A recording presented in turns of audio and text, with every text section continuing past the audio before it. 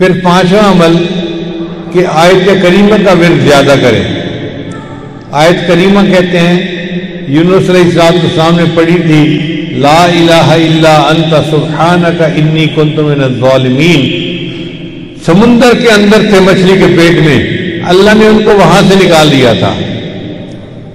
تو دیکھیں اگر سمندر کے اندر سے اللہ نے یونس علیہ السلام کو نجات عطا فرما دی تو ہم بھی تو اس وقت وائرس کے سمندر میں زندگی گزار رہے ہیں. کسی کو کیا پتا کس کو وائرس ہے کس کو وائرس نہیں ہے.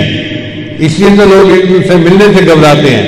ہم آیت کریمہ کا ورد کریں گے، اللہ اس ورد کی برکت سے ہمیں اس وائرس کے سمندر سے نجات عطا فرما دے.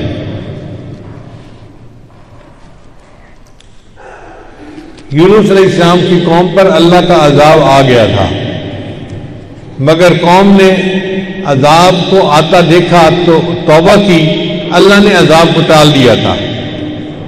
اب ہمارے لیے بھی یہ وبا ایک عذاب کی آمد ہے.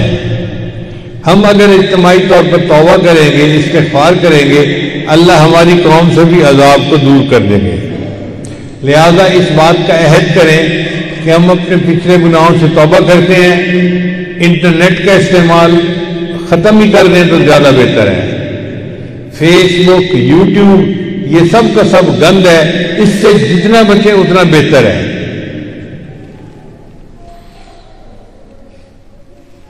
فلمیں، گانے، غیبت، جھوٹ، یہ سب گناہ کے کام ہیں. ان سے جتنا بچیں گے اتنا اللہ کی رحمت جلدی ہمارے اوپر آئے گی.